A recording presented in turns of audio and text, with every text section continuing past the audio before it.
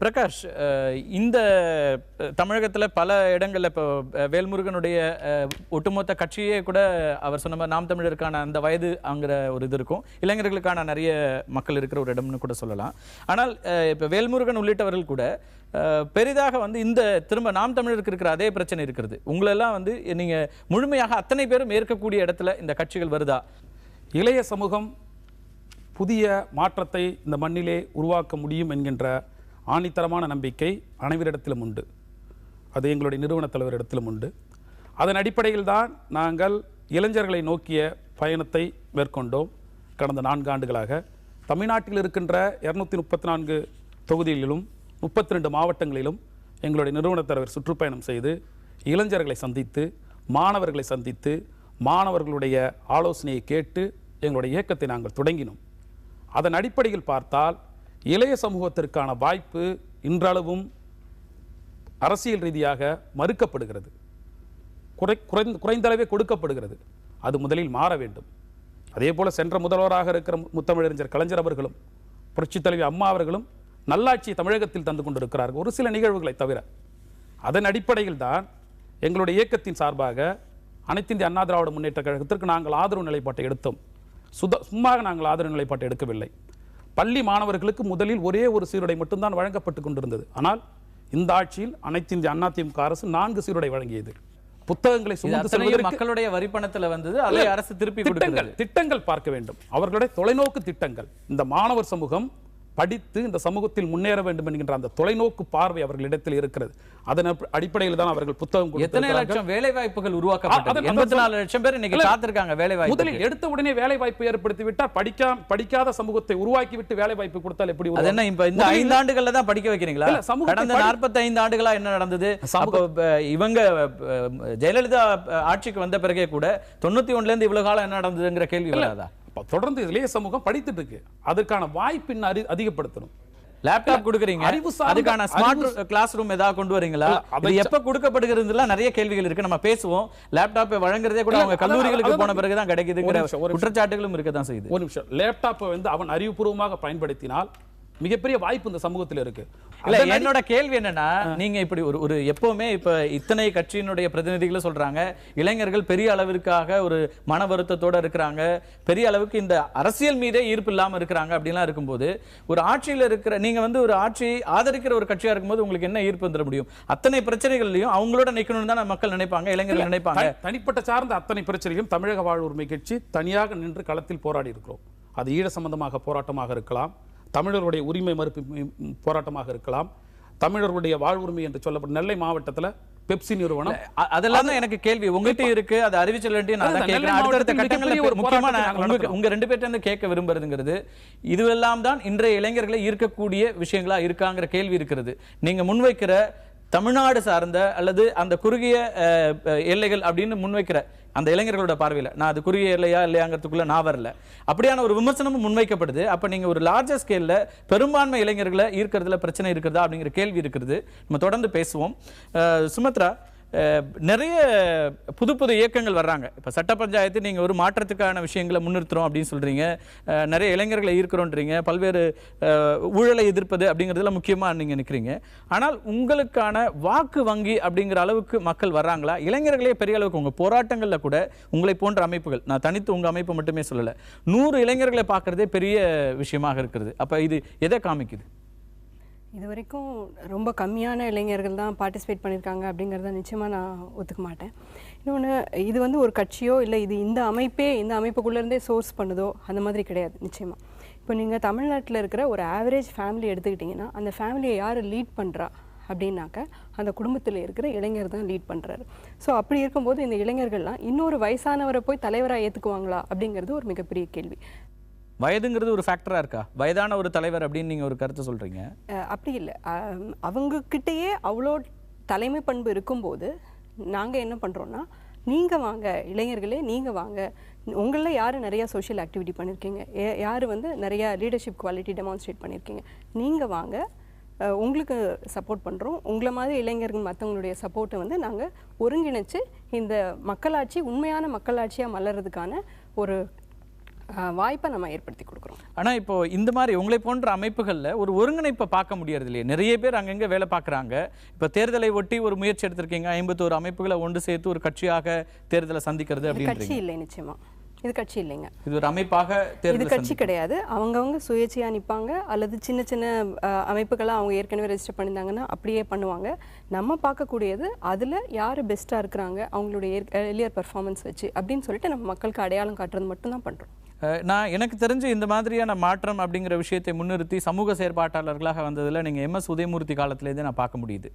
அப்போதிலிருந்தே கூட இதற்கான மாற்றத்துக்கான முயற்சிகள் நடந்த போதும் பெரும்பான்மை கட்சிகள் இப்போ வாக்கு வங்கிகளாக இருக்கின்ற இந்த கட்சிகளுக்கு இருக்கிற ஈர்ப்புங்கிறது இது போன்ற முயற்சிகள் எடுக்கிற யாராலுமே ஒரு கட்டத்துக்கு மேலே வர முடியாமல் இருக்குது. இதை நான் நெகட்டிவ் டோனில் சொல்ல, எங்கே அந்த பிரச்சனை இருக்குது, ஏன் வந்து ஈர்ப்பு ஒரு பெரிய அளவுக்கு அவங்களை அட்ராக்ட் பண்ண முடியாமல் போகுது இளைஞர்கள்? Reason was communication gap. ரொம்ப பெரிய அளவில் கம்யூனிகேஷன் இது வரைக்கும் இல்லை. ஆனால் இப்போ பார்த்தீங்கன்னா வரலாற்றிலே இல்லாத அளவுக்கு சோஷியல் மீடியா வந்து இந்த பாஸ்ட் ஒரு ஃபியூ இயர்ஸில் பார்த்தீங்கன்னா ரொம்ப அதிகமாக இருக்குது. இப்போ நீங்கள் இந்த சோஷியல் மீடியாவோட மொத்தமும் வந்து யார் கையில் இருக்குது, யார் இந்த மெட்டீரியல்ஸ் கிரியேட் பண்ணுறாங்க, யார் இதுக்காக திங்க் பண்ணுறாங்க அப்படின்னு பார்த்தீங்கன்னா இந்த 1 கோடி இளைஞர்கள் தான் திங்க் பண்ணுறாங்க. இப்போ இந்த இளைஞர்கள் அவங்களுடைய ஓட்டு வங்கி மட்டும் தானா அப்படின்னு கேட்டால் கிடையாது. அவங்களுடைய அம்மா அப்பா சித்தி சித்தப்பா எல்லாரையும் கேட்குறாங்க, நீங்கள் எப்படி இப்படி ஓட்டு போடுறீங்கன்னு சொல்லி கேட்குறாங்க. அவங்க பல விஷயங்கள் பேசுகிறாங்க, சமூக வலைத்தளத்தில் பரப்புகிறாங்க. ஸோ இவங்களுடைய இம்பேக்ட் ரொம்ப ஜாஸ்தி இருக்கும். ஸோ இவங்களில் பெஸ்ட்டை வந்து நம்ம தமிழகத்தை ரூல் பண்ணுறதுக்கு நம்ம இன்வைட் பண்ணுறோம். இல்லை, முக்கியமான எந்த பிரச்சனையிலையும் இன்னைக்கு வந்து போராட்டங்களில் நம்ம இளைஞர்களை பார்க்க முடியல. நீங்கள் வந்து ஏதோ ஒரு சிம்பாலிக் இஷ்யூ, நிர்பயா கேஸ் அப்படின்னா இங்கே சென்னையில் ஒரு 100 பேர் பீச்சில் வந்து ஒரு வாக்கத்தானோ இல்லைனா எதிர்ப்பு போராட்டத்தையோ பார்க்க முடியுது. ஆன்டி கரப்ஷன் மூவ்மெண்ட் நடந்தபோது கூட இந்தியா முழுக்க வட மாநிலங்களில் பெருசாக நடந்தபோது தமிழ்நாட்டில் அப்படி ஒன்றும் பெருசாக நாங்கள் பார்த்துட முடியல சமீப காலங்களில். அப்போ இந்த பிரச்சனை எங்கே இருக்குது? நீங்கள் வந்து ஒரு நிர்பயாக்காக 100 பேர் வர்றாங்க, தூத்துக்குடி புனிதாக்காக 10 பேர் கூட வரல, அது ஒரு இஷ்யூவாக கூட பேசப்படலை. அப்போ இங்கே நடக்கின்ற முக்கியமான பிரச்சனைகளில் கருத்து கூட தெரிவிக்காத அல்லது அந்த பிரச்சனைகளை தெரிஞ்சு வச்சிருக்காங்களான்ற கேள்வி இருக்கிற இடத்துல இந்த இளைஞர்கள் எவ்வளவு தூரம் அரசியலில் ஒரு மாற்றத்தை கொண்டு வர முடியும் நீங்கள் நம்புறீங்க? நாங்கள் பார்க்கக்கூடிய எங்களுடைய அனுபவத்தில் முன்னாடி மேபி பல கருத்துக்கள் இருக்கலாம். பட் இப்போ வந்து எஸ்பெஷலி இந்த ரெயின் அண்ட் இந்த பாஸ்ட் ஒரு 2 இயர்ஸ்லேயே பார்த்தீங்கன்னா சவுத்தில் சென்னையில் எல்லாமே வந்து மிக சின்ன அளவில் அவங்களே வந்து நிறைய என்ஜிஓஸ், நிறைய இயக்கங்கள் எல்லாம் அவங்களே ஸ்டார்ட் பண்ணவங்க எக்கச்சக்கமான பேர் இருக்கிறாங்க. நம்ம தொடர்ந்து பேசலாம். மதிவதனா, உங்களோட கட்சியை பொறுத்த வரைக்கும் இளைஞர்களுக்கான ஈர்ப்பு எந்த அளவுக்கு இருக்குது, அதுக்கான செயல் திட்டங்கள் அப்படின்னு தான் வச்சுருக்கீங்களா? ஒரு மாற்றத்தை இளைஞர்கள் சமுதாயத்தின் மூலம் நாங்கள் கொண்டு வர விரும்புகிறோம். ஒரு மாற்றத்தை தமிழகம் எதிர்பார்த்துட்டு இருக்கு. அப்படிப்பட்ட மாற்றம் ஏன் எங்கள் ஐஜேகே கட்சி மூலமாக ஒரு மாற்றம் ஏற்படக்கூடாது? இப்போது எல்லாத்தோட கட்சி மூலமாக பேசினாங்க, ஒவ்வொரு இளைஞர்களை வந்து நாங்கள் வரவேற்கிறோன்னு. எங்கள் கட்சியோட சிறப்பம்சமே என்னன்னா, இளைஞர்களை நாங்கள் வரவேற்கிறோம்னு சொல்றதை விட இளைஞர்களாகவே வராங்க. தன்னார்வ தொண்டர்களாக இருக்கட்டும், இந்த கட்சிக்காக நிறைய இளைஞர்கள் வந்து தானா முன் வராங்கிறதா ஒரு நிதர்சனமான உண்மை. இல்லை, அது எல்லா கட்சிகளுமே அந்த கிளைம் வைக்கிறாங்க, இளைஞர்கள் எங்களை நோக்கி தான் வர்றாங்க அப்படின்னு சொல்லிட்டு. உங்களுக்கும் அதுக்கான ஒரு நீங்கள் அந்த நம்பிக்கையை வெளிப்படுத்துறதுல பிரச்சனை இல்லை. என்னோட கேள்விங்கிறது அவங்களுக்கு வச்சதே தான். எத்தனை முக்கியமான பிரச்சனைகளில், தமிழ்நாட்டுடைய முக்கியமான பிரச்சனைகளில் இளைஞர்கள் அது குறித்த ஒரு பார்வை இருக்குது அல்லது அதை பற்றின ஒரு குறைந்தபட்சமாக அந்த பிரச்சனையை தெரிஞ்சு வச்சுருக்காங்களா? அப்படி இல்லாத போது இது ஒரு பெரிய அரசியல் மாற்றத்திற்கு இந்த இளைஞர்கள் முன் வருவாங்க அப்படின்னு நம்ம எடுத்துக்க முடியுமா? இப்போ நம்ம பார்த்தீங்கன்னா இளைஞர்கள் வந்து எத்தனை பேர் அரசியல்ல வந்து ஈடுபாடு காட்டுறாங்கன்னு பார்த்தோன்னா, கணக்கெடுத்து பார்த்தோன்னா கம்மியாக தான் இருக்கும். ஏன்னா அவர்களுடைய மென்டாலிட்டி ஃபுல்லாக, நான் ஒரு இளைஞராக இந்த சொசைட்டியில் வாழ்கிற ஒரு பொண்ணாக சொல்கிறேன், எல்லாத்துக்கும் ஐடி கம்பெனிஸில் இருக்க ஆர்வம் அதிகம். அரசியல்னு பார்த்தாலே அவங்களோட முகம் சுளிக்கிற அளவுக்கு அரசியல் கட்டம் ஓடிட்டு இருக்குங்கிறது தான் நிதர்சனமான உண்மை. 1967 அந்த காலகட்டத்திலிருந்து இப்போ 2016 வரை 50 ஆண்டு, கிட்டத்தட்ட 50 ஆண்டுல வந்து இவங்களோட ஆட்சி 2 பேருதும் நடந்திருக்கு. ஆனா எந்த அளவுக்கு எங்களோட வாழ்வில் முன்னேற்றம் இருந்திருக்கு நம்ம பேசலாம். அசர், இப்போ ஒரு சிறுபான்மை கட்சியாக நீங்கள் வந்து முன்னிறுத்தப்படும் போது அங்கே இருக்கிற இளைஞர்களை ஈர்ப்பதில் நீங்கள் எவ்வளோ தூரம் இருக்கிறீங்க? நிறைய கட்சிகள் வந்து சிறுபான்மை அமைப்புகளிலேயே, குறிப்பாக இஸ்லாமிய அமைப்புகள் இன்றைக்கி பல அமைப்புகளாக இங்கே இருக்குது. இப்போ இந்த சிதறுண்ட நிலையில் ஒரு இளைஞர் சமூகத்தை ஒன்று திரட்டுறதுல உங்களுக்கான முன்னாடி இருக்கிற சவால்கள் அப்படின்னு என்ன பார்க்குறீங்க? சிறுபான்மை அமைப்பு அப்படிங்கிறத வந்து நீங்கள் மாற்றிக்கணும். இது வந்து ஒரு சிறுபான்மையினருக்கான கட்சியில் ஒரு தேசிய கட்சியாக தான் அன்றைக்கி நம்ம வந்து ஒர்க் பண்ணிக்கிட்டு இருக்கிறோம். இருக்கிற உறுப்பினர்களில் எத்தனை சதவீதம் மற்ற சமூகங்களில் இருக்கிறாங்க? மற்ற சமூகத்தை சேர்ந்தவங்க வந்து இப்போதைக்கு வந்து ஒரு 5% 10% தான் இருக்காங்க. ஏன்னா அதனால பெரும்பான்மை அடிப்படையில் அப்படி சொல்லப்பட்டது. உங்களுடைய கருத்தை நான் ஏத்துக்கிறேன். அது வந்து ஒரு எல்லோருக்குமான கட்சியாக இருக்கணும் அப்படிங்கிறதுல மகிழ்ச்சி. அப்படியான ஒரு கட்சிகள் இங்க வரவேற்கப்படக்கூடிய இடத்துல தான் இருக்குது. நீங்க சொல்லுங்க. ஒரு 20% இளைஞர்கள் தான் இன்னைக்கு வந்து எல்லாரும் சொல்லும்போது வந்து இளைஞர்கள் 1 கோடி இளைஞர்கள் வந்து கண்டிப்பா வந்து அவங்களோட வாக்குகளை நாங்க எதிர்நோக்கி இருக்கிறோம்னு சொல்றாங்களே தவிர, இந்த 1 கோடி இளைஞர்கள்ல வந்து ஒரு 20% இளைஞர்கள் மட்டும்தான் இன்னைக்கு வந்து ஓட்டளிக்கைக்கே முன் வர்றாங்க முதல்ல நம்ம வந்து தெரிஞ்சுக்கணும். இப்போ ஒரு ரீசனா நடந்த இந்த சங்கர் உடுமலைப்பேட்டை சங்கர் விஷயமா இருக்கட்டும், இந்த அரசியல் விஷயங்கள் நம்ம ஃபீல்டில் போய் பார்த்தா எவ்வளவு பேருக்கு தெரியும்னா 100 இளைஞர்களை தேர்ந்தெடுத்தோம்னா 5 பேருக்கு தான் தெரியும். அதுதான் நான் இப்போ முன்வைக்கிறேன். அப்படியே ஒரு இளைஞர்கள் கூட்டத்தை வச்சுட்டு நம்ம வந்து எல்லாருமே பேசுறீங்க இளைஞர் வாக்குகள் தான் ஆட்சியை தீர்மானிக்க போகிறது அப்படின்னு. அப்ப என்ன புரிதலோடு அவர்கள் வரப்போறாங்க அப்படிங்கிற கேள்வி எனக்கு இருக்கிறது. சமூக வலைதளங்களை எல்லாரும் பேசுறோம், சோஷியல் மீடியால ஆக்டிவா இருக்காங்கன்னு. எத்தனை சதவீதம் இருக்கிறாங்க சோஷியல் மீடியால அக்கௌண்ட் வச்சிருக்கிறதுல? எத்தனை சதவீதம் இன்னைக்கு அரசியலை பத்தின புரிதல்களோட அந்த ஸ்டேட்டஸ் போடுறாங்க? சினிமாவுக்கு இருக்கலாம், மற்ற என்டர்டைன்மெண்ட் இருக்கு, அதெல்லாம் இருக்குது. பிளாட்ஃபார்ம் மாறி இருக்குதே தவிர அவர்களுடைய அந்த அப்ரோச் மாறி இருக்காங்கிற கேள்வி இருக்கிறது. நம்ம தொடர்ந்து பேசலாம்.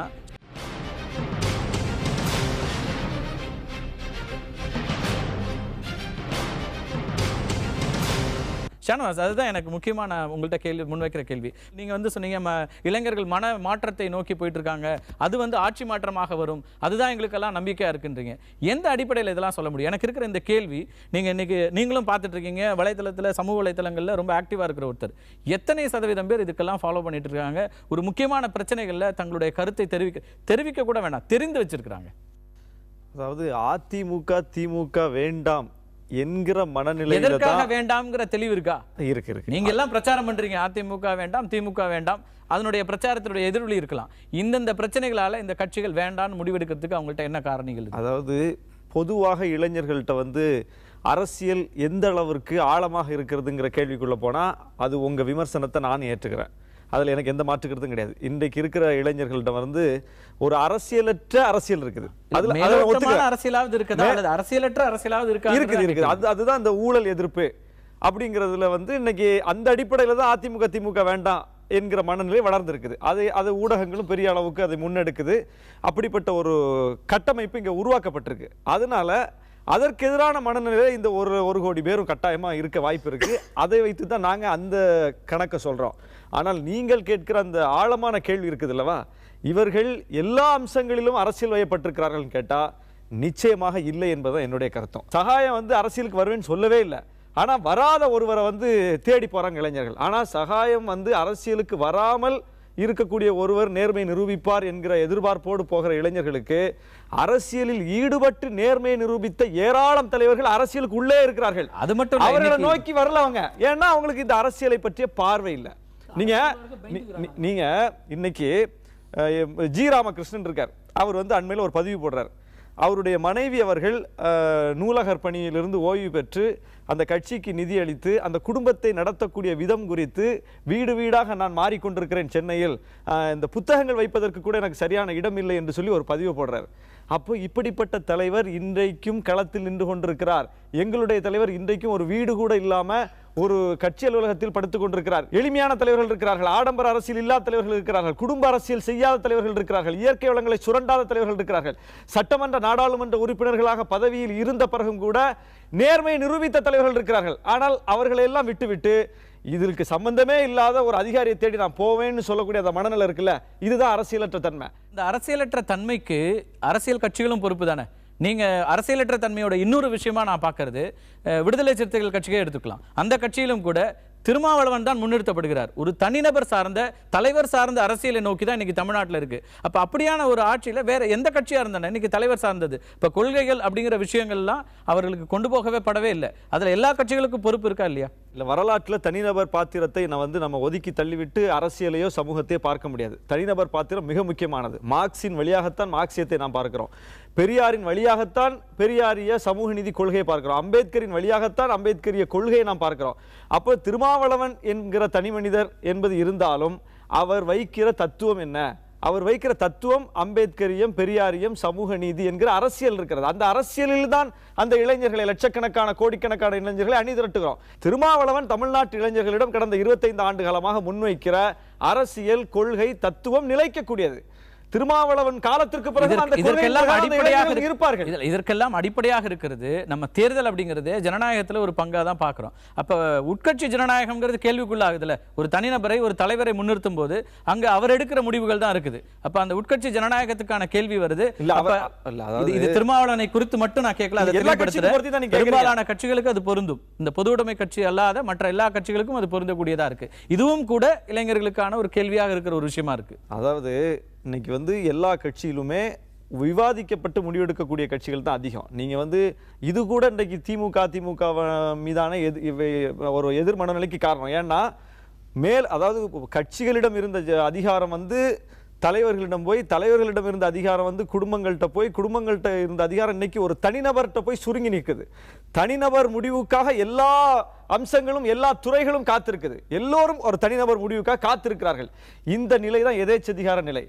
ஆனா இது வந்து எந்த கட்சியில இருக்குது? விடுதலை சிறுத்தைகள் கட்டாயமா கிடையாது. கட்டாயமா கிடையாது. வைக்கிறேன். விடுதலை சிறுத்தைகள்ல இதே மாதிரி நிலைமை இருந்ததா இல்லையாங்கிறத தடா பெரியசாமியும் செல்வ பெருந்தகையும் தான் சொல்ல முடியும். இவர் சொல்ல முடியாது.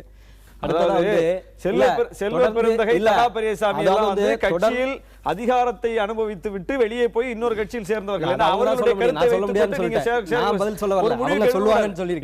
அடுத்தது வந்து இன்னைக்கு வந்து செம்பரம்பாக்கம் ஏரி திறப்பு வரைக்கும் வந்து உங்க அடுத்ததாக ஆட்சி வந்து மட்டுமே கொள்கை சார்ந்த அரசியலை மிகச்சரியாக கொண்டு செல்வது போல ஒரு இல்ல தான் மட்டுமே கொள்கை சார்ந்த அரசியலை மிகச்சரியாக கொண்டு செல்வது போல ஒரு பாவனை செய்து கொண்டிருக்கிறார். ஈழப்பிரச்சனை நடைபெற்ற போது இதே திருமாவளவன் அவர்கள் காங்கிரஸ் கூட்டணியிலே தான் இருந்தார். அன்றைக்கு அந்த காங்கிரஸ் கூட்டணியில் அவங்க வந்து திராவிட முன்னேற்ற கழகத்தின் தலைவர் கருணாநிதி அவர்களுடைய மகள் கனிமொழி அவர்களோடு சென்று ராஜபக்சவை பார்த்ததையும் இந்த இளைஞர் சமுதாயம் பார்த்து கொண்டு தான் இருக்கிறது. அறிவுச்செல்வன் முன்வைக்கிற ஒரு கருத்துல இன்னைக்கு வந்து திமுக அப்படிங்கிறது வந்து பெரியவர்களுக்கான முதியவர்களுக்கான ஒரு கட்சியாக இருக்கிறதா அப்படிங்கிற ஒரு விமர்சனம் தொடர்ந்து முன்வைக்கப்படுகிறது. அது வெறும் தலைவர்களை மட்டும் வச்சு நான் சொல்லல, தலைவரையோ பொதுச் செயலாளரை மட்டும் நான் சொல்லல, மாவட்ட செயலாளர்கள் எத்தனை பேர் இருக்கிறார்கள் அல்லது எத்தனை பேருக்கு இந்த மாதிரியான வாய்ப்புகள் கொடுக்கப்படுகிறது அப்படிங்கிற கேள்விகள் எல்லாம் உண்மையிலே அந்த பதில் சொல்றது காரணம் என்னன்னா, நேற்று பெய்த மழையில முளைத்த கட்சி இல்லை இது. இதுக்குன்னு ஒரு பாரம்பரியம் இருக்கிறது. இப்போ ஒரு பெரிய இயக்கம்ன்ற பொழுது சமதளவுல பார்க்கணும். இவ்வளவு காலம் கட்சியில உழைச்சவங்களுக்கு பொறுப்புகள் கொடுக்க வேண்டும், அதே சமயத்தில் புது வரவுகளும் கொடுக்கப்பட வேண்டும். இப்போ நம்ம தம்பி நம்ம நண்பர் வழக்கறிஞர் அறிவு சொல்றபடி பார்த்தா ஒரு இளைஞர்கள்லாம் ஒன்று சேர்ந்து உருவாக்கப்பட்ட இயக்கத்தில் மொத்தமாக இளைஞர்கள் தான் இருப்பாங்க. ஆனால் ஒரு 60 ஆண்டு காலம் 50 ஆண்டு காலம் உள்ள இயக்கத்தில் இந்த 60 ஆண்டு காலம் 50 ஆண்டு உழைத்த உழைப்பாளிகளுடைய அனுபவம் தேவை. இன்னைக்கு இருக்கக்கூடிய புதிய இப்போ அப்படி பார்க்கணும். திமுக நானே ஒரு எக்ஸாம்பிள், எங்க வீட்டில் யாருமே அரசியலே கிடையாது, யாருக்குமே அரசியல் கிடையாது. இல்ல ஒரு எக்ஸாம்பிள் சொல்றேன், எல்லாம் இல்ல ஒரு சொல்றேன். அந்த மாதிரி எத்தனையோ பேர் சொல்ல முடியும். இளைஞரணின்னு ஒன்று போட்டு 30 வயசுக்கு உட்பட்டவர்கள் தான் பொறுப்புன்னு கொடுத்துட்டு இருக்கிறோம். 24 வயசுல மாநாட்டை திறந்தவர் தான் கலைஞர். அதாவது இன்றைக்கு 24 வயசு மாணவர்கள் 24 வயசு இருக்கக்கூடிய கட்சியில் இருக்கிற உறுப்பினர்கள் நிர்வாகிகளுக்கு பொறுப்பு கொடுக்கிறது தான் கலைஞர். இதுதான் திமுக. மரியாதைக்குரிய முரசொலி மாறன் இறந்தவுடன் யாரை வேட்பாளராக நிறுத்தலாங்கிற போது தன்னுடைய பேரன் தயாநிதி மாறன் நிறுத்திட்டு ஐயா கலைஞர் சொன்ன அறிக்கை, எதற்கு தயாநிதி மாறன் நிறுத்தினீங்க, சிட்டிப்பாவுடைய பையனையோ அரங்கநாதன் பையனை நிறுத்தலாம் கேட்டபோது ஐயா சொன்ன பதில், ஹிந்தி என் பேரனுக்கு படிக்க எழுத தெரியுங்க சொன்ன கருத்து தான் எங்களுக்கு நம்ம சொல்லி முடிச்சிடறோம். சொன்னபோதுதான் எங்களுக்கு எப்படின்னா, இந்திக்கு தமிழ்நாட்டில் ஆதிக்கம் என்று வந்த இயக்கம் முழுக்க இந்திய எதிர்ப்பு போராட்டத்தில் வளர்ந்த இயக்கம். இப்ப சமூக நீதி அடுத்து இந்திய எதிர்ப்பு போராட்டத்தில் வளர்ந்த இயக்கம் தான் திராவிட முன்னேற்ற கழகம்.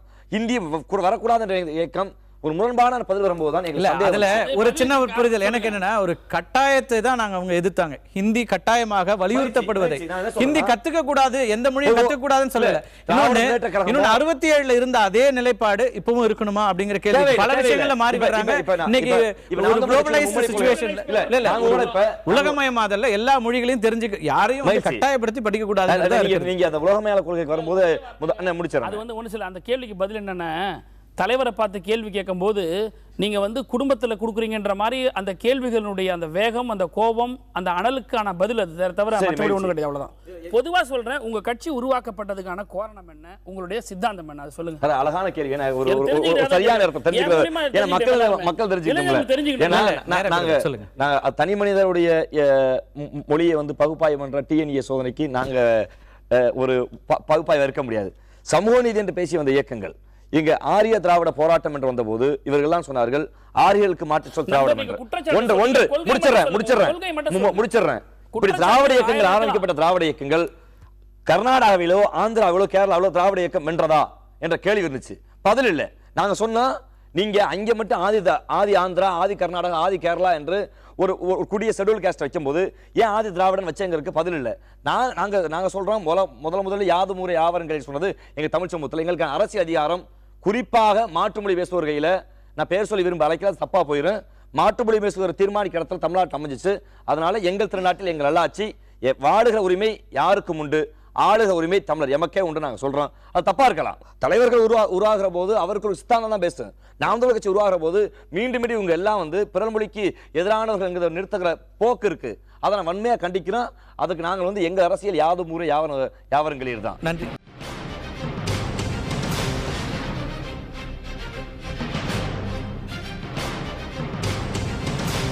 கணேஷ், இதை எப்படி பார்க்குறீங்க? ஏன்னா நீங்கள் ஒரு சமூக நீதி போராட்டங்களை நடத்தி ஒரு கட்சியாக ஒரு கட்சி இது. இப்படியான ஒரு சூழலில் ஏற்கனவே பாரதிய ஜனதா கட்சி உட்பட இன்னைக்கு குற்றம் சாட்டுற ஒரு நிலை தமிழ்நாடு இருக்கிறது. குறிப்பாக இன்னைக்கு உடுமலையில் நடந்த நிகழ்வுக்கெல்லாம் கூட கண்டனம் தெரிவிப்பதில் கூட இன்னைக்கு சமூக நீதி பேசிய கட்சிகள் இன்னைக்கு தவறிட்டாங்க, சமூக நீதிங்கிறது இன்னைக்கு இங்கே ஃபெயில் ஆயிடுச்சு அப்படிங்கிற ஒரு கருத்தை முன்வைக்கக்கூடிய இடத்துல பாரதிய ஜனதா இருக்கிறது. அது திராவிட முன்னேற்ற கழகத்தையும் சொல்கிறது, அண்ணா திராவிட முன்னேற்ற கழகத்தையும் சொல்கிறது, பாட்டாளி மக்கள் கட்சியையும் உட்பட எல்லா கட்சிகளுமே இதில் அமைதி காக்கிறது. அப்ப இந்த சமூக நீதி அப்படிங்கிற விஷயத்துல நீங்க காமிக்கிற இரட்டை நிலை அப்படிங்கிறது இளைஞர்களை எந்த அளவில் ஈர்க்க முடியும்? இல்ல சமூக நீதி என்பதில் இரட்டை நிலை என்ற பேச்சுக்கே இடமில்லை. சமூக நீதி என்பது வகுப்புவாரி பிரதிநிதித்துவத்தின் அடிப்படையில் 100% இடஒதுக்கீடை தமிழ்நாட்டில் அமல்படுத்த வேண்டும் என்பதுதான் சமூக நீதி. இந்த சமூக நீதி என்பது ஏதோ மருத்துவர் ஐயா அவர்கள் கட்சி துவங்கி வன்னியர் சங்க காலம் துவங்கப்பட்ட காலத்திலிருந்து உருவாக்கப்பட்ட கொள்கை அல்ல. மரியாதைக்குரிய பெரியார் அவர்கள் இங்கே சாதி ரீதியாக இன ரீதியாக உள்ள வேறுபாடுகளை களைவதற்கு, சமதர்மத்தை ஏற்படுத்துவதற்காக உருவாக்கப்பட்ட ஒரு கொள்கை தான் சமூக நீதி என்ற கொள்கை. அந்த கொள்கையை பொறுத்தவரை எங்களுடைய நிலைப்பாடோ சரி, நான் இப்போ ஆண்டு கொண்டிருக்கின்ற கட்சிகளோட நிலைப்பாடோ சரி, எந்தவித மாற்று கருத்தும் இருக்க முடியாது. ஏன் இங்கே இருக்கக்கூடிய பல்வேறு கட்சியை சார்ந்தவர்களிடம் கூட சமூக நீதியை பொறுத்தவரை இரட்டை நிலை தமிழ்நாட்டில் நடக்கிற படுகொலைகள்ல எத்தனை நேரங்கள்ல இந்த கட்சிகள் வெளிப்படையான அறிக்கையோ அல்லது பேட்டிகளோ கொடுக்கறாங்கன்ற கேள்வி இருக்கு. ஒரு விஷயம், இது தனிப்பட்ட உடுமலை சம்பவம் மட்டுமே இல்ல, ஒரு விஷயம் அது கோகுல்ராஜ் விஷயமாக இருக்கலாம், திருநாள்கொண்டச்சேரியா இருக்கலாம், எல்லா இடங்கள்லயும் இந்த குற்றச்சாட்டு முன்வைக்கப்படுகிறது. அப்ப இதுக்கான பதில் இல்லாத போது அப்ப இந்த இளைஞர்கள் என்ன நினைப்பாங்க? இரட்டை நிலையால இருக்காங்க இந்த கட்சிகள் அப்படிங்கிற நிலை வராது. அதாவது ஏன் அப்படி பார்க்க கூடாது? ஒரு பொறுப்புணர்வோடு ஒரு சாயம் பூசப்பட்ட ஒரு தலைவர் ஏதாவது அவர் வாயிலிருந்து பிடுங்க வேண்டும் என்பதற்காக திட்டமிட்டு அவர்களை நோண்டி நோண்டி நோண்டி நோண்டி கேள்வி கேட்டு பல்வேறு காரணங்கள் இருக்கலாம். உதாரணத்துக்கு சொல்ல வேண்டும் என்று சொன்னால், அன்றைய சூழ்நிலையில் அந்த கருத்து கூற விரும்பவில்லை என்று சொல்லியிருக்கலாம். மறுநாள் ஒரு நாள் தாமதமாக பொதுவான எல்லா நேரங்களிலுமே ஒரு எல்லாவற்றிலும் முதன்மையான அறிக்கை கொடுப்பது பாட்டாளி மக்கள் கட்சி. அதை எல்லாரும் ஏற்கிறாங்க. எல்லா விஷயங்களையும் முதல்ல கருத்து சொல்லும். ஆனால் இது போன்ற விஷயங்கள்ல கருத்து சொல்வதில் தயக்கம் இருக்கிறது அப்படிங்கிற கேள்வி வருது. தயக்கம் எல்லாம் இல்லை, எங்களுடைய நிலைப்பாடு தெளிவான நிலைப்பாடு. நாங்கள் எந்தவித மாற்று கருத்தும் வைக்கவில்லை. ஏன்னு சொன்னா, தமிழ்நாட்டினுடைய வளர்ச்சி முதல் குரல் எங்கிருந்து வரும் என்று சொன்னால் தைலாபுரத்திலிருந்து மருத்துவர் ஐயாவிடம் இருந்து தான் வரும். அறிக்கையில கூட ஒரு கண்டனம் தெரிவிக்கும் போது கூட ஆணவ கொலைன்ற ஒரு வார்த்தை கூட பிரயோகப்படுத்த முடியல. ஒரு விஷயம் புரிஞ்சுக்கோங்க, கொலை என்பது கொலை. எங்களுடைய நிலைப்பாடு நாங்கள் தெளிவாக இருக்கிறோம். எந்த உயிரையும் எடுப்பதற்கு யார் ஒருவருக்கும் எந்த ஒரு உரிமையும் கிடையாது. அது இந்திய தண்டனை சட்டம் அதுதான் சொல்லுது. இந்திய உரிமைகள் இருக்கிறது. அதை ஆணவ கொலை என்று மாத்தலாம். எப்படி 81 அப்ப அந்த மாதிரியான வார்த்தை பிரயோகத்தை நீங்க பயன்படுத்த மாட்டீங்க. நான் தான் சொல்றேன், அது தவறான பிரயோகம் அப்படிங்கிறீங்க. அடங்கி விடுகிறது. இதுல ஏதோ ஒரு தலித் சமுதாயத்தை சேர்ந்தவர் மட்டுமல்ல, விழுப்புரத்தில் நடந்தது. இதே விழுப்புரத்தில் சக்லியர் சமுதாயத்தை சேர்ந்த பையனுடைய வீட்டில் ஒரு தலித் பெண் வாழ்ந்து அவள் அடித்து கொலை செய்யப்பட்டாள். அன்றைக்கு எந்த இயக்கமும் பேசுறது கூட முன்னில்லை. SVS கல்லூரி உதாரணத்துக்கு எடுத்துக்கோங்க, 3 பெண்கள் உயிரிழந்திருக்கிறார்கள். அது உயிர், அந்த உயிர் போயிடுச்சு. அந்த உயிரை பற்றி போராடுவதற்கு இந்த இயக்கங்கள் எல்லாம் முன்வரவில்லை. ஏன் என்று சொன்னால், சொல்லிடுறேன், ஏதாவது குற்றம் சொல்கின்ற இயக்கங்கள் முன்னின்று போராடுவதற்கு கூட தயாராக இல்லை. ஏனென்றால் அதனுடைய உரிமையாளர் தலித். இதையெல்லாம் வைத்து சாதி ரீதியாகவே மாற்றுங்கள் என்றுதான் சொல்றோம். சமுதாய பிரச்சனையை சமுதாய கண்ணோட்டத்தோடு அணுகுங்கள் என்றுதான் நாங்க முன்வைக்கிறோம். அது கல்வி நிறுவன பிரச்சனையாகத்தான் பார்க்கப்பட்டது. இப்ப நீங்க புதிதா அதுக்கு ஒரு ஆங்கிள் பாக்குறது இருக்குல்ல, அதே எப்படி எடுத்துக்கிறது? எங்களை குற்றம் சாட்டுபவர்கள் ஒரு விரலை நீட்டினால் 3 விரல் திரும்பி காட்டும்னு சொல்லுவாங்க பாருங்க. அந்த பொதுமறைக்கு அடிப்படையாக எங்களை குற்றம் சாட்டுபவர்களுடைய தோலை உயர்த்து காட்டுவதற்காக தான் அந்த சம்பவத்தை நான் எடுத்துக்காட்டாக சொன்னேன். நான் அதற்கு சாயம் பூசுவதோ வர்ணம் பூசுவதோ இல்லை. செயல் திட்டங்களை வெளிப்படையாக மக்களிடையே கொண்டு போய் சேர்ந்து எங்களுடைய பிரச்சாரத்தை ஓராண்டுக்கு முன்னாடி இந்த நிலைமை, இந்த கட்சிகள் எல்லாம் எடுக்கிறதுக்கு முன்னாடி எங்களுடைய நிலைமையை எடுத்து மக்களை சந்தித்துக் நன்றி, கொண்டிருக்கிறோம். நன்றி. அதனால் இளைஞர்கள் நிச்சயமாக எங்க பக்கம் இருக்காங்க. காயத்ரி, இப்போ இன்னொரு முக்கியமான விஷயம், தமிழ்நாட்டை பொறுத்த வரைக்கும் பணம் அப்படிங்கிறது, ஓட்டுக்கு பணம் வாங்கிட்டு போடுறது அப்படிங்கிறது ஒரு பெரிய குற்றச்சாட்டாகவே இருந்துட்டு இருக்கு. அது இடைத்தேர்தல்கள் மட்டுமல்ல, இப்போ பொது தேர்தலையும் பணம் வாங்கிட்டு ஓட்டு போடுறது அப்படின்னு ஆயிடுச்சு. அப்படியான ஒரு சூழல்ல இந்த தேர்தலில் மட்டும் அந்த பணம் அப்படிங்கிறதுடைய விளையாட்டு இங்கே இருக்காதா? இப்போ பிஜேபி என்ன திட்டம் வச்சிருக்கிறது? இளைஞர்களும் இந்த பணம் வாங்கிட்டு அவங்களுடைய ஓட்டை போடுறதுக்கு தீர்மானிக்கிறதுக்கு வாய்ப்பு இல்லை, இருக்கு? கண்டிப்பா இளைஞர்கள் வந்து கண்டிப்பா வந்து மணிக்காக வந்து ஓட் பண்ணவே மாட்டாங்க. ஏன்னா டெஃபினட்டாக அவங்களுக்கு வந்து புரிஞ்சிட்டு இருக்காங்க. இப்போ வந்து இந்த ஃப்ளட் வரும்போது கூட யார் வந்து முன்னாடி வந்தா, ரெண்டு கட்சியும் இல்லை வரல, ஃபஸ்ட்டு வந்தது யூத் தான். அது ஃப்ராங்காக எல்லாருமே ஒத்துக்கக்கூடிய வேண்டிய விஷயம். இது வந்து நீங்கள் பார்த்தீங்கன்னா போன எலெக்ஷன்லேயே பார்த்தீங்கன்னா வந்து டிஎம்டிகே வந்தாங்க, அவங்க வந்து ஓட் அப்படியே அழகாக ஸ்ப்ளிட் பண்ணாங்க. ஸோ அதுலேயே ஒரு இதில் வந்து நல்லா தெரிஞ்சுது, உங்களுக்கு ஒரு நல்ல ரிசல்ட் தெரிஞ்சுது. இந்த மாதிரி எந்த அளவுக்கு வந்து ரெண்டு கட்சி மேலே இருக்கிற நம்பிக்கை கொஞ்சம் கொஞ்சமாக குறைஞ்சு வந்துட்டு இருக்குன்னு சொல்லிட்டு. பணம் வாங்கிட்டு இளைஞர்கள் வந்து அதுக்கேற்ற மாதிரி தங்களுடைய வாக்குகளை விற்க மாட்டாங்க. இளைஞர்கள் கண்டிப்பாக அதுக்காக ஓட் போட மாட்டாங்க. Because they're very smart right no. ஏன்னா இன்னைக்கு வந்து அவங்களுக்கு கண்டிப்பாக மாற்றம் கண்டிப்பாக தேவை. ஏன்னா இந்தியா, தமிழ்நாடு இதுக்கு மேலே இப்படியே போயிட்டு இருந்ததுன்னா ஸ்லேவ்ஸ் தான் பார்க்க முடியும். அதான் இப்போ கூட நான் ஜனங்கள்கிட்ட ஒரே ஒன்று சொல்கிறேன், காசு வாங்கி நீங்கள் வந்து ஓட்டே போடாதீங்க. ஏன்னா டெஃபினட்டாக அது காசு வாங்கி ஓட்டு போடுறது அது உங்களோட காசு தான், அது உங்களுக்கே திருப்பி வருது. தமிழ்நாட்டில் வச்ச பிரச்சாரத்தில் மிக முக்கியமானது கருப்பு பணத்தை மீட்டு ஒவ்வொரு வங்கி கணக்கும் 5 லட்சம் டெபாசிட் பண்ணுவார். அந்த இந்தியா முழுமைக்கும் கொடுத்த ஒரு உறுதிமொழி. இங்க சொன்ன நான் சொல்றேன், அந்த திட்டம் குறிப்பா மோடியை கொண்டு வந்திருக்கு. கருப்பு பணம் மீட்பு இளைஞர்கள் வாக்களிச்சாங்க.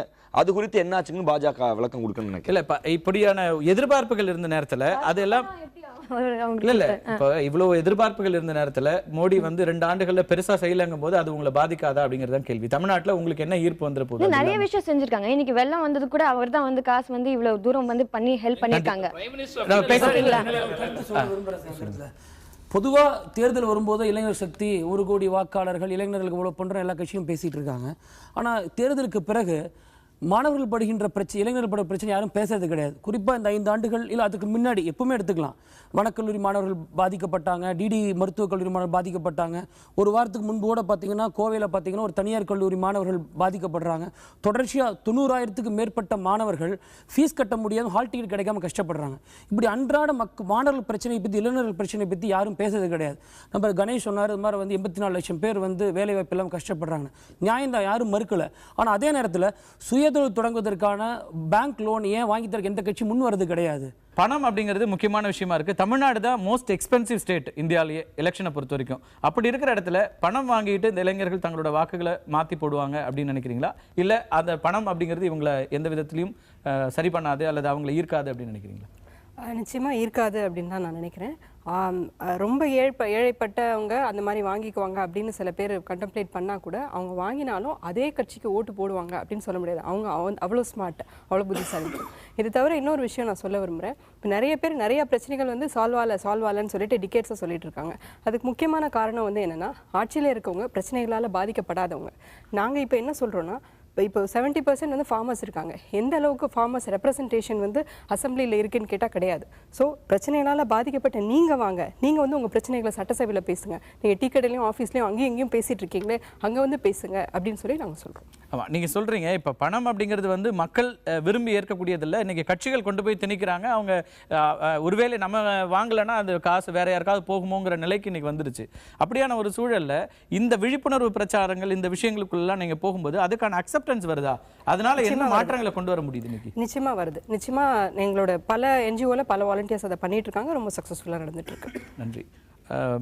இந்த கேள்வி உங்களுக்கும் கூட பொருந்தும். இன்னைக்கு வந்து பணம் அப்படிங்கிறது முக்கியமான ஒரு விஷயமாயிடுச்சு. ஜனநாயகமா பணநாயகமா அப்படிங்கிற கேள்வியெல்லாம் தொடர்ந்து முன்வைக்கிற ஒரு காலத்தில் உங்கள் பார்வையில் இளைஞர்கள் அப்படிங்கிறவங்கள, இளைஞர் வாக்கு அப்படிங்கிறத இல்லை புதிய வாக்குகளை பணத்தால் விலைக்கு வாங்க முடியுமா, முடியாதா அந்த கட்சிகள்? நிச்சயமா முடியாதுன்னு தான் நான் சொல்லுவேன். ஒரு சின்ன விஷயத்தை இங்கே குறிப்பிட விடுறேன். ஐயா சொன்னார், நம்ம ஃபஸ்ட்டு பார்க்கணும், ஃபஸ்ட்டு ஓட்டர்ஸை பார்க்கணும், அதுக்கப்புறம் 20லேருந்து 24க்குள்ளே இருக்கிற அந்த ஓட்டர்ஸை பார்க்கணும் அப்படின்னு சொன்னார். இப்போ நாங்கள் ஃபேஸ்புக்காக இருக்கட்டும், வாட்ஸ்அப்பாக இருக்கட்டும், சும்மா சாட்ஸ் மட்டும் பண்ணுறது கிடையாது. அதோட நியூஸ் ஃபீட்பேக் பார்க்குறோம். இந்த ஆட்சியில் என்ன நடக்குதுங்கிறதையும் ஒவ்வொரு நாளையும் நாங்கள் பார்த்துட்டு தான் இருக்கோம். ஸோ அந்த ஃபஸ்ட்டு ஓட்டர்ஸாக கூட இருக்கட்டும், எங்களுக்கும் என்ன ஆட்சி நடக்குது, என்ன ஆட்சி மாற்றம் வரணுங்கிறதுல நாங்களும் எங்களோட பாயிண்ட் ஆஃப் வியூல இருந்து முக்கியமான அந்த டெவலப்மெண்ட்ஸை பாக்குறாங்க அப்படிங்கிறீங்க. ஒவ்வொரு நாள்லயும் நடந்துட்டு இருக்கிற நிகழ்வுகளை இளைஞர்கள் ஃபாலோ பண்றாங்கன்றீங்க நீங்க. ஏன் ஊழல்ங்கிற பேர்ல எத்தனையோ தடவை செய்தித்தாள்ல உங்களுடைய விஷயங்கள் வந்து திமுகவா இருக்கட்டும் அதிமுகவா இருக்கட்டும் தினம் நாங்க படிக்கிறோம். ஆனா இந்த அன்எம்ப்ளாய்மெண்ட் குறைஞ்சிருக்கிறது அப்படிங்கறது விஷயம் பார்த்தா அது இல்லையே, ஒவ்வொரு நாளும் அதிகமாயிட்டே இருக்குங்கிறது தவிர படிச்சவங்க அதிகமாயிட்டு இருக்காங்க, அன்எம்ப்ளாய்மெண்ட் அதிகமாயிட்டு. மோடிஜி வந்து நிறைய திட்டங்கள்ல வந்து கொண்டு வந்துட்டு இருக்காரு. ஊழல்ங்கிற பேர்ல வந்து நீங்க எங்களோட ஆட்சியையும் எங்களோட 2 தலைமுறைகளுடைய யோசனையே வந்து நீங்க பிடுங்கிட்டீங்கன்னு தான் நான் சொல்லுவேன்.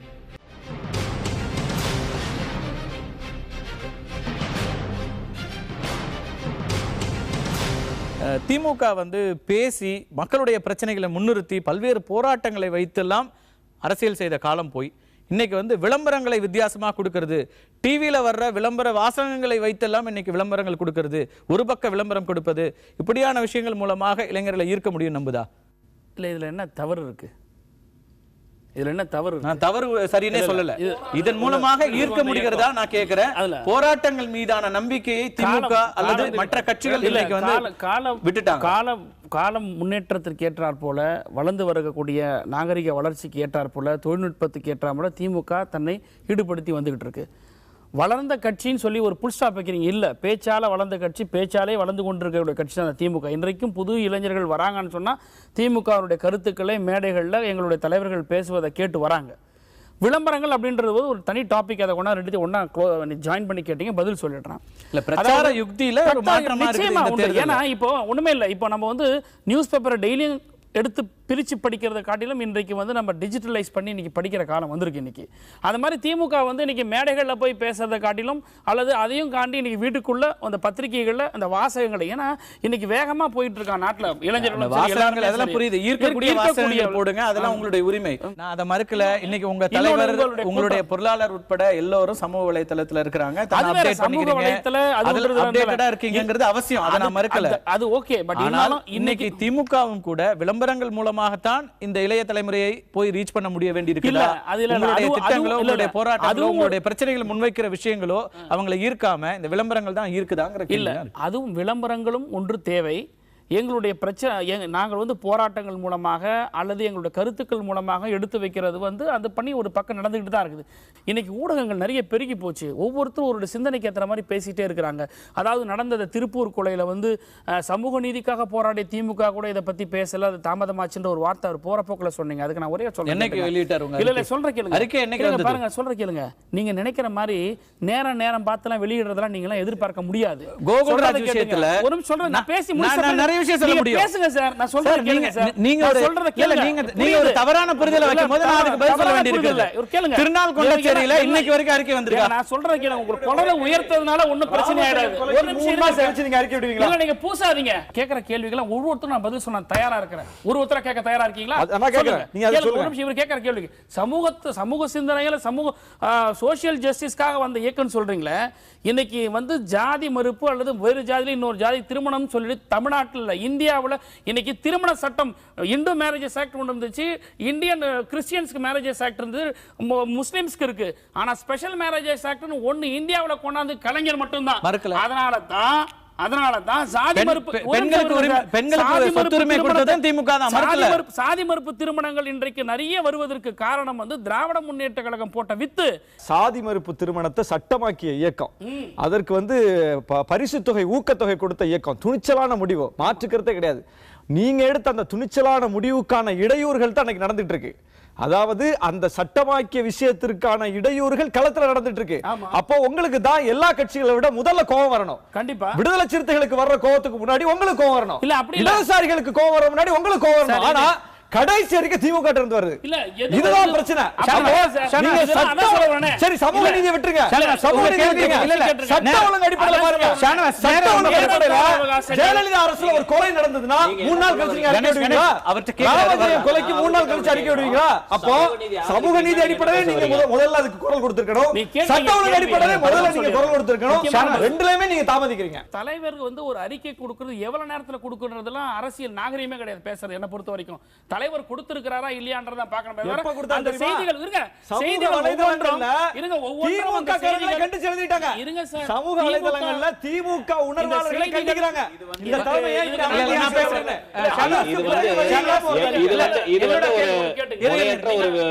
நீங்க பதில் சொல்ல கணேஷ் ஒவ்வொருத்தரா பேசி உங்களுக்கு சமூகத்தின் மீது அக்கறை நீங்க இப்படி ஒரு இயக்கம் ஒரு கூட்டுறதுக்கு போக வேண்டிய அவசியம் கிடையாது. என்னோட கேள்வி தனிப்பட்ட நோக்கம் தான், அரசியல் லாபம் தான், அரசியல் லாபம் தான். என்னோட ஒரு கேள்வி அரசியல் கட்சி தலைவராக இருந்த அம்மையார் ஜெயலலிதா இதுக்காக அறிக்கை விட்டாங்க, கேட்க முடியும் உங்களுக்கு? என்னோட கேள்வி இருக்கு. எல்லாரும் இப்படி சத்தம் போட்டுறீங்கன்னா என்ன வகையான அரசியலை நீங்க முன்னெடுக்கிறீங்கன்றது இல்ல, என்ன வகையான பரந்தாமன் ஒரு நிமிஷம், என்ன வகையான அரசியலை முன்வைக்கிறீங்கன்னு இளைஞர்கள் இதுல இருந்து புரிஞ்சுப்பாங்க. ஒரு நிமிஷம், ஒரு விவாதத்துக்கு வர்றோம். என்னோட கேள்வி இருக்கிறது, அவர் கேட்டதுல ஒரு முக்கியமான கேள்வி, ஆட்சியில் இருக்கிற அதிமுக சட்டம் ஒழுங்கு பிரச்சனையாக இதை பற்றி மக்கள் நல கூட்டணி கேள்வி எழுப்பதா, அதை விட்டுட்டு எதிர்க்கட்சியாக இருக்கிற திமுகவை குறிவைப்பதனுடைய நோக்கம் என்னங்கிற கேள்வியை தான் அவர் முன்வைக்கிறார். மிக சரியான அவருக்கான கேள்வி இருக்குது, நியாயமா இருக்கு. ஆனால் ஆட்சியில் இருக்கிற ஒரு கட்சியை நீங்க ஏன் விமர்சிக்கல, இல்ல அது ஒரு சட்டம் ஒழுங்கு பிரச்சனையா ஏன் பார்க்கலங்கிற கேள்வி அவர் முன்வைக்கிறார். மக்கள் நல கூட்டணி மட்டும்தான் சங்கர் படுகொலை கண்டித்து போராட்டத்தை அறிவித்திருக்கிறது. நாம் தமிழர் அறிவிச்சிருக்குது. அதாவது அதிமுக அரசில் நடக்கக்கூடிய அத்தனை அராஜக செயல்களையும் கண்டித்து களத்திற்கு வரக்கூடிய பிரதான கட்சி, அதிமுக எதிர்ப்பையே பிரதானமாக கொண்டிருக்கிற கட்சிகள் அமைதி காக்கிறது. ஆனா உங்க ஒருங்கிணைப்பாளருடைய தினசரி பேட்டிகள்ல அவருடைய அந்த தாக்குதல் அப்படிங்கிறது திமுக மீதும் அவருடைய பொருளாளர் ஸ்டாலின் மீதும் இருக்கிறதுங்கிறத மக்கள் எல்லாரும் அறிவாங்க. கூட்டணி 5 மிக முக்கியமான போராட்டத்தை நடத்தியிருக்குது. திமுகவை எதிர்த்தல்ல, ஆளும் அதிமுகவை எதிர்த்து. திமுகவை எதிர்த்து ஒரு போராட்டத்தை கூட நாங்க நடத்த முடியாது. ஏன்னா அரசை எதிர்த்து தான் போராட முடியும். திமுகவை கேள்வி கேட்கிறோம். ஏன்னா நீங்க எல்லாவற்றிலும் கேள்வி எழுப்பக்கூடிய ஆளும் அரசு சட்டம் ஒழுங்கு என்கிற அடிப்படையிலாவது நீங்க முன்னின்று கேள்வி எழுப்ப வேண்டிய நீங்கள் தாமதித்து எல்லோரும் உங்களை நோக்கி கேள்வி எழுப்பிய பிறகு நீங்கள் ஒரு பதில் அளிக்க மக்கள் நல கூட்டணி இந்த ஆணவ கொலைகளை எதிர்த்து போராட்டத்தை அறிவித்திருக்கிறது. போராட்டத்தை நடத்துகிறது. சமுதாயத்தில் சமூக சிந்தனை மேல ஒரு அக்கறை இருக்குமே, ஆனால் ஒரு சமூக போராளியான கலைஞரை விட்டுட்டு நீங்க தனியா களம் கண்டறதுல உள்நோக்கம் என்ன? திமுக எப்படி ஒரு தனி கட்சியோ அப்படி விடுதலை சிறுத்தைகள் ஒரு தனி கட்சி உங்களுக்கான உரிமை இருக்கு.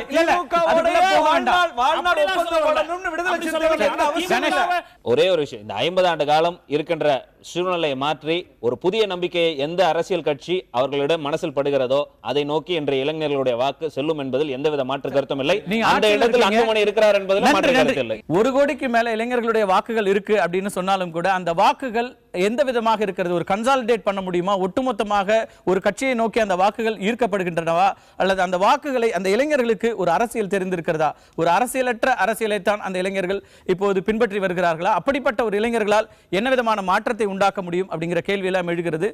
இன்னும் 60 நாட்கள் தான் இருக்கின்றன. இந்த 60 நாட்களில் அவர்களே தங்களுடைய வாக்குகளின் மூலமாக தீர்ப்பை எழுத இருக்கிறார்கள். அவர்கள் முன்வைக்க போகிற அரசியல் என்ன விதமாக இருக்க போகிறது என்பதையெல்லாம் அந்த தீர்ப்புகளின் மூலமாக 60 நாட்களில் நாம் தெரிந்து கொள்ள இருக்கின்றோம். மீண்டும் ஒரு நிகழ்ச்சியில் சந்திக்கலாம். நன்றி, வணக்கம்.